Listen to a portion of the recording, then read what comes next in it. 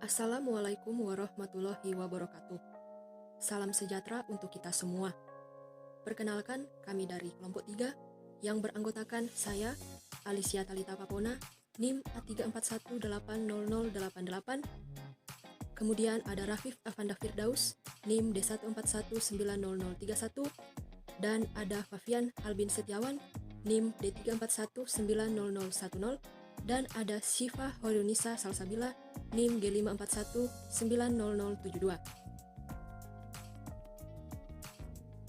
Baik, langsung ke penjelasan yang pertama. Apa itu pengambilan keputusan?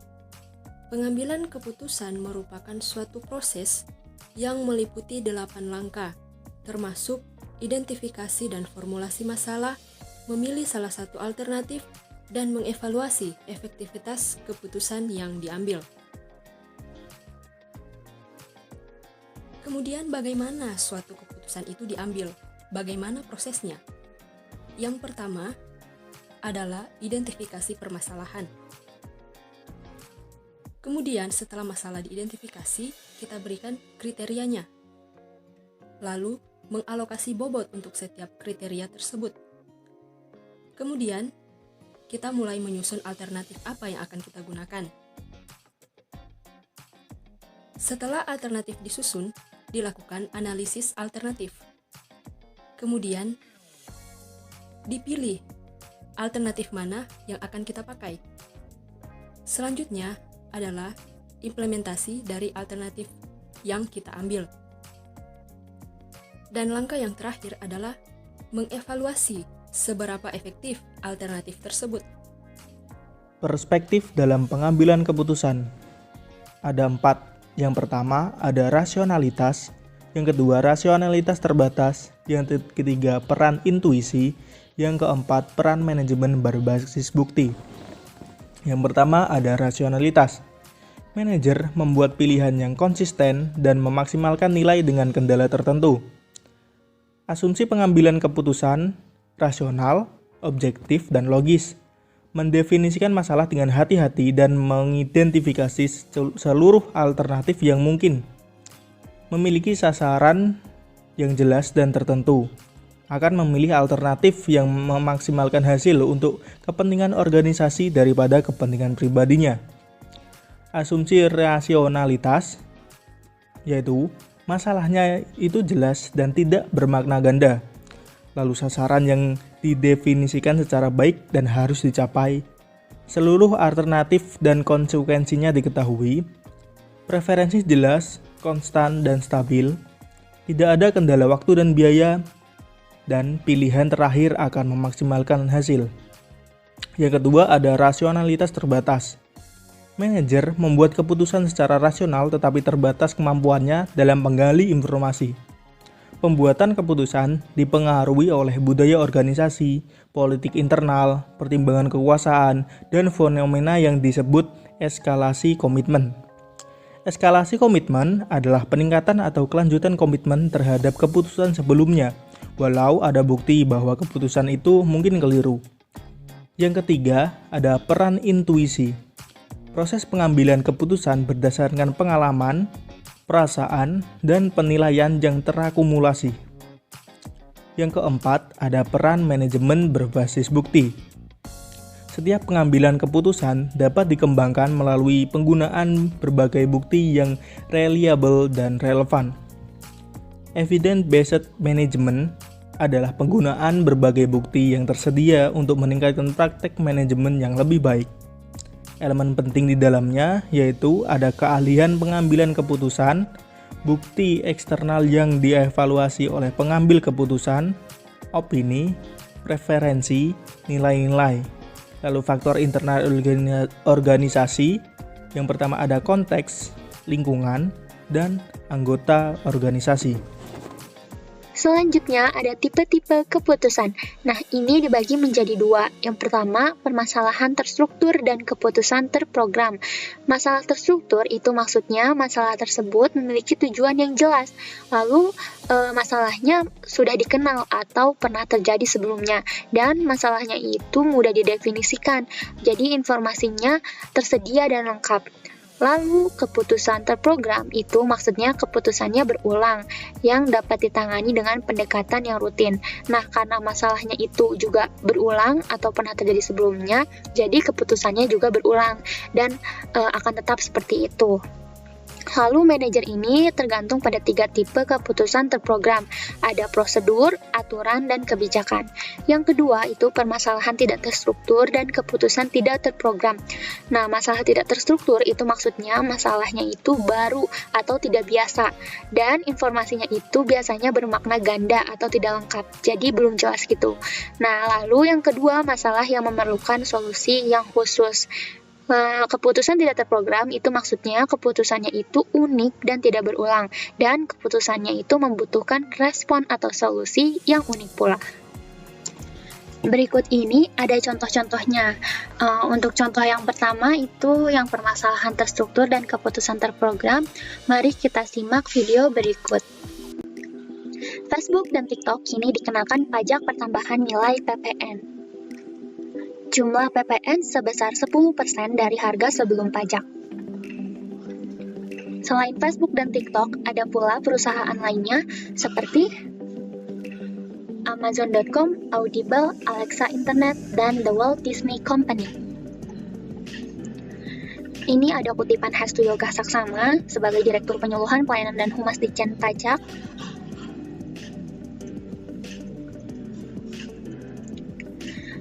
Lalu pengenaan pajak itu harus dicantumkan pada kwitansi atau invoice yang diterbitkan penjual sebagai bukti pungut PPN. Otoritas pajak terus mengidentifikasi dan menjalin komunitas dengan perusahaan yang menjual produk digital luar negeri ke Indonesia. Perusahaan-perusahaan yang masuk kriteria untuk dikenakan PPN tersebut yaitu perusahaan yang penjualannya di Indonesia mencapai 600 juta rupiah setahun atau 50 juta rupiah per bulan. Nah, video ini bersumber dari YouTube-nya Kumparan. Nah, kenapa video tersebut atau contoh tersebut termasuk ke dalam permasalahan terstruktur dan keputusan terprogram? Yaitu karena tujuannya itu jelas ya, untuk membayar pajak dan informasi masalah tersebut juga lengkap.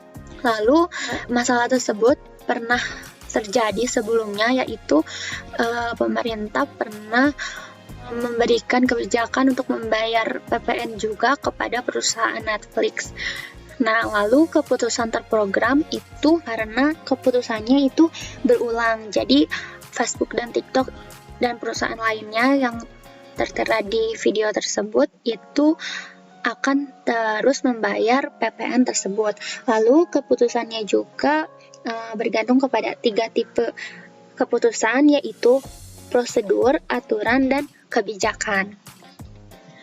Contoh berikutnya yang termasuk ke dalam permasalahan tidak terstruktur dan keputusan tidak terprogram, mari kita simak video berikut. Pemerintah sempat meluncurkan program subsidi gaji bagi pekerja dengan upah 5 juta rupiah ke bawah sebagai bantuan untuk mengatasi dampak pandemi COVID-19. Para pekerja dengan kriteria tertentu mendapat Rp600.000 per bulan selama 4 bulan. Namun, program bantuan subsidi upah tidak dilanjutkan. Nah, kata Ida Fauzia, memang di APBN 2021 BSU pekerja tidak dialokasikan. Nanti dilihat bagaimana kondisi ekonomi berikutnya. Presiden KSPI Said Iqbal meminta program subsidi gaji dilanjutkan. Kedepan KSPI memprediksi ledakan PHK jutaan buruh akan terjadi di semua sektor industri termasuk industri baja dan semen. Menurut Said Iqbal, subsidi upah akan menjadi penyangga untuk buruh dan keluarganya bertahan hidup di tengah pandemi. Hingga akhir Desember 2020, penyaluran subsidi sudah mencapai angka yang tertera ke 12,2 juta pekerja. Video berikut juga bersumber dari YouTube-nya Kumparan. Nah, selanjutnya saya akan menjelaskan kenapa video tersebut termasuk ke dalam permasalahan tidak terstruktur dan keputusan yang tidak terprogram. Yang pertama itu karena masalah tersebut baru atau tidak biasa. Nah, karena munculnya pandemi COVID-19 di Indonesia ya. Lalu informasinya itu masih tidak lengkap atau tidak jelas gitu. Apakah subsidi gaji tersebut akan dilanjutkan atau tidak? Lalu keputusannya itu tidak terprogram karena keputusannya unik. Pemerintah memberikan subsidi gaji gitu, tetapi tidak berulang keputusan tersebut karena pemerintah memberikan subsidi gaji hanya dalam kondisi tertentu, yaitu di video tersebut saat pandemi COVID-19 saja. Berikutnya adalah kondisi pengambilan keputusan. Yang pertama ada kepastian, keadaan ideal di mana manajer dapat membuat keputusan yang tepat atau akurat karena hasil dari seluruh pilihan alternatif keputusan sudah diketahui. Yang berikutnya merupakan risiko, sebuah situasi di mana manajer mampu memperkirakan kemungkinan hasil tertentu dari pilihan alternatif keputusan tertentu. Yang berikutnya adalah ketidakpastian, di mana situasi pengambilan keputusan tidak memiliki perkiraan kemungkinan yang pasti atau yang masuk akal. Berikutnya adalah dimensi gaya pengambilan keputusan. Dari cara berpikir yang rasional, logis, dan konsisten, dan juga intuitif, kreatif, dan unik. Untuk toleransi terhadap ambiguitas, toleransi rendah membutuhkan konsistensi dan keteraturan. Toleransi yang tinggi mampu memproses banyak pemikiran sekaligus. Berikutnya mengenai tentang tipe pengambilan keputusan. Yang pertama adalah mengarahkan, menggunakan informasi minimal dan mempertimbangkan sedikit alternatif. Tipe pengambilan keputusan berikutnya adalah analitis, membuat keputusan dengan hati-hati pada situasi yang unik. Yang tipe berikutnya adalah konseptual, berpandangan luas dan mempertimbangkan banyak alternatif untuk membuat keputusan jangka panjang. Tipe pengambilan keputusan yang terakhir adalah tentang tipe pengambilan perilaku, yaitu menghindari konflik dengan bekerja yang baik dengan yang lain dan mau menerima saran. Karakteristik proses pengambilan dan keputusan yang efektif. Karakteristik yang pertama adalah pengambilan keputusan membutuhkan sebanyak mungkin informasi dan analisis untuk menyelesaikan dilema yang terjadi. Selanjutnya, bersifat logis dan konsisten. Kemudian, seseorang yang mengambil keputusan perlu untuk mengakui pemikiran subjektif dan objektif dan mengkombinasikan pemikiran analitis dan intuitif. Kemudian, fokus pada hal yang penting, mendorong dan mengarahkan pengumpulan informasi yang relevan dan pendapat yang diinformasikan. Kemudian, bersifat langsung, bisa diandalkan, mudah digunakan, dan fleksibel. Sekian dari kelompok 3. Terima kasih, salam sehat.